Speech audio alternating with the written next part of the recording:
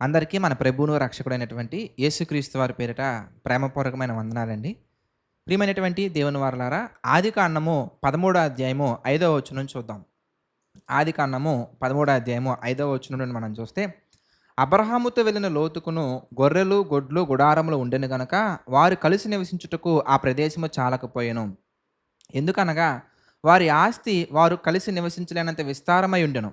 అప్పుడు అబ్రహాము పశువుల కాపరులకును, లోతు పశువుల కాపరులకును కలహం పుట్టెను. ఆ కాలమందు కనానీయులు, పెరిజ్జీలు ఆ దేశంలో కాపురముండిరి. కాబట్టి అబ్రహాము, మనము బంధువులము గనుక నాకు నీకును, నా పశువుల కాపరులకును నీ పశువుల కాపరులకును కలహం ఉండకూడదు. ఈ దేశమంతయు నీ ఎదుట ఉన్నది గదా! దయచేసి నన్ను విడిచి వేరుగా ఉండుము. నీవు ఎడమ తట్టుకు వెళ్ళిన యెడల నేను కుడి తట్టుకును, నీవు కుడి తట్టుకు వెళ్ళిన యెడల నేను ఎడమ తట్టుకును వెళ్ళుదునని లోతుతో చెప్పగా, లోతు తన కన్నులెత్తి యొర్దాను ప్రాంతమంతటిని చూచెను. యెహోవా సొదొమ గొమొర్రాల పట్టణములను నాశనము చేయక మునుపు సోయరునకు వచ్చు వరకు అదంతయు యెహోవా తోట వలెను, ఐగుప్తు దేశం వలెను నీళ్లు పారు దేశమై ఉండెను. ప్రియమైనటువంటి దేవుని వర్లారా, ఇక్కడ సందర్భాన్ని మనం బాగా ఆలోచించినట్లయితే అబ్రహాము గారు దేవుని చేత ఎన్నుకోబడినటువంటి వ్యక్తి. మోరోవర్ ఆ కుటుంబంలో అతనే తలగా ఉన్నటువంటి వ్యక్తి. కుటుంబ పెద్దగా ఉన్నటువంటి వ్యక్తి.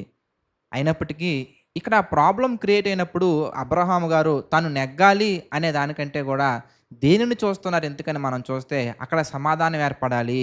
ఆ మాటలు మీరు ఆలోచించినట్లయితే గనక, ఇదిగో నీవును నేనును బంధువులము గనుక, నీవును నేనును ఒకే కుటుంబానికి సంబంధించినటువంటి వారము గనక మనము కలహపడడం అనేది కరెక్ట్ కాదు. కలహపడడం అనేది ఇదిగో దేవుని చిత్తము కాదు. అక్కడ అబ్రహాం గారు తన గురించి హైలైట్ చేసుకోవడం కంటే కూడా, లేదంటే కనుక తన పేరు ఎక్కడ పోతుందో అనే దానికంటే కూడా, తను ఎక్కడ తగ్గిపోతున్నాడు అనే దానికంటే కూడా, వాళ్ళ కాపరుల ముందు, వాళ్ళ కాపరుల దగ్గర అబ్రహాం యొక్క ప్రెస్టీజియస్ అదంతా ఎక్కడ తగ్గిపోతుందనే దానికంటే కూడా దేనికి ప్రయారిటీ ఇస్తున్నారో మనం చూసామనుకోండి, ఇదిగో మనము కలహపడడం అనేది కరెక్ట్ కాదు. ఇది దేవుని చిత్తము కాదు. దేవుని చిత్తం ప్రకారం మనం నడుచుకోవాలి.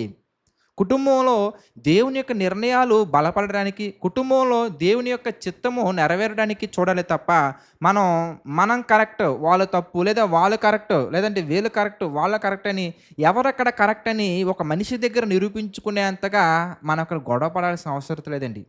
మీరు ఇంకా బాగా ఆలోచిస్తే, నువ్వు కుడి తట్టుకు వెళ్ళావనుకో నేను ఎడమ తట్టుకెళ్తా. నువ్వు ఎడమ తట్టుకెళ్ళావనుకో నేను కుడి తట్టుకెళ్తా. నీ డైరెక్షన్ చాయిస్ నీది. ఎందుకంటే అక్కడ నెగ్గాలి అనే దానికంటే కూడా దేవుని చిత్తము నెరవేరాలి అనేదే అబ్రహాం ఆలోచనలో మనకు కనబడతా ఉంది. ప్రియమైనటువంటి దేవుని వారలారా, ఇదే సందర్భాన్ని కనుక మనం కొత్త నిబంధనకు తీసుకొచ్చి మనం ఆలోచించినట్లయితే కనుక, కొత్త నిబంధనలో దేవాతి దేవుడు మనకిస్తున్నటువంటి ఆజ్ఞ ఏంటి, దేవాతి దేవుడు మనకిస్తున్నటువంటి ఒక మంచి కమాండ్ ఏంటి అని మనం ఆలోచించినట్లయితే, రోమీయులకు రాసిన పత్రిక మనం చూద్దాం. రోమపత్రిక 12వ అధ్యాయము 18వ వచనం కనుక ఈ సందర్భంలో మనం ఒకసారి ఆలోచించినట్లయితే, రోమీయులకు రాసినటువంటి పత్రిక 12వ అధ్యాయం 18వ వచనం మనం చూస్తే, శక్యమైతే మీ చేతనైనంత మట్టుకు సమస్త మనుషులతో సమాధానముగా ఉండండి. కొత్త నిబంధన రానటువంటి పరిస్థితుల్లో, పాత నిబంధన కూడా ఇంకా రానటువంటి పరిస్థితుల్లో అబ్రహాం గారు ఇదిగో నీవును నేనును బంధువులము కదా అని ఆలోచిస్తున్నారు. కానీ కొత్త నిబంధనలోకి వచ్చి మనం ఆలోచిస్తే కనుక, పరిపూర్ణమైన జ్ఞానం వచ్చిన తర్వాత ప్రతి ఒక్కరము కూడా ఆదాము నుండి వచ్చినటువంటి వారమే, ప్రతి ఒక్కరము కూడా దేవుని పిల్లలమే. కాబట్టి మనం ఎలా ఆలోచించాలి ఇంతకనగానే, ప్రతి ఒక్కరితో సమాధానంగా ఉండాలి. అనుకోనివ్వండి, మన పరువు పోతుంది అనుకోనివ్వండి, మనం చేతకాని వాళ్ళం అనుకోనివ్వండి, కానీ మనమేంటో మన తండ్రి చూస్తున్నారు. ప్రియమైనటువంటి దేవుని వాళ్ళరా, మీరు పనిచేసే ఉద్యోగాల్లో కావచ్చు, మీరు వర్క్ చేస్తున్నటువంటి లొకేషన్స్లో కావచ్చు, లేదంటే కనుక మీ కుటుంబంలో కావచ్చు, లేదంటే కనుక మీరు ఎక్కడైనా కానీ మీ స్నేహితుల్లో కావచ్చు, అనేక మంది అనేక చోట్ల ఎలా ఆలోచిస్తూ ఉంటారు అనగానే, నెగ్గాలి, వాళ్ళే గెలవాలి, వాళ్ళే గెలవాలి, వాళ్ళే గెలవని ఆలోచిస్తూ ఉంటారు. వాళ్ళే గెలవాలనుకునే వాళ్ళు బహుశా బాగా పాలిటిక్స్ చేస్తే, బాగా వాళ్ళకు ఉన్నటువంటి పలుకుబడి ఉపయోగిస్తే గెలవచ్చేమో. న్యాయస్థానంలో కానివ్వచ్చు, లేదంటే బయట జరుగుతున్నటువంటి సమాజంలో కావచ్చు, ఎక్కడైనా కానీ వాళ్ళకున్న అధికారాన్ని బట్టి, వాళ్ళకున్నటువంటి డబ్బును బట్టి, వాళ్ళకున్న బలగాన్ని బట్టి వాళ్ళు ప్రయత్నం చేస్తే గెలవాలనే పంతంతో ఒకవేళ గెలవచ్చేమో.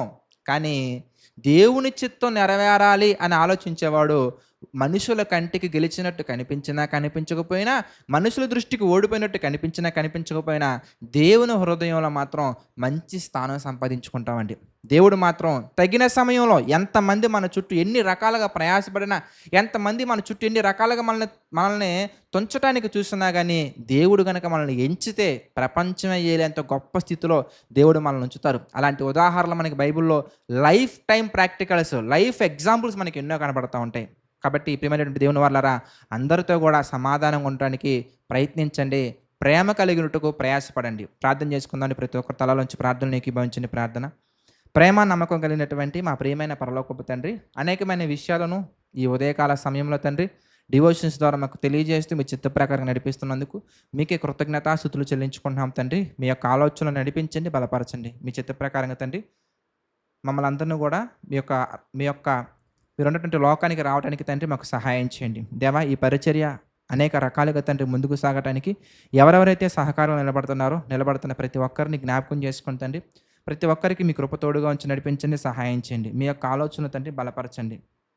దేవా, ఈ యొక్క పరిచర్య నిమిత్తం మా తండ్రి ముందుకు సాగటానికి ఎవరెవరైతే ప్రార్థిస్తున్నారో వారిని కూడా జ్ఞాపకం చేసుకోండి తండ్రి. దేవా, ఆర్థిక, ఆరోగ్య, మానసిక పరిస్థితులు ఎవరు కూడా కురింగిపోకుండా మీ కృపలో బలం తెచ్చుకుని తండ్రి మీ చిత్త ప్రకారంగా వర్ధిల్లినట్లుగా సహాయం చేయండి. మీ చిత్తమైతే మేమందరం మరలా కలుసుకునే ధన్యతను తండ్రి దయచేయండి.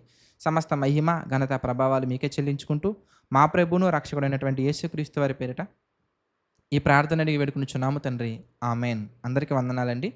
God bless you all.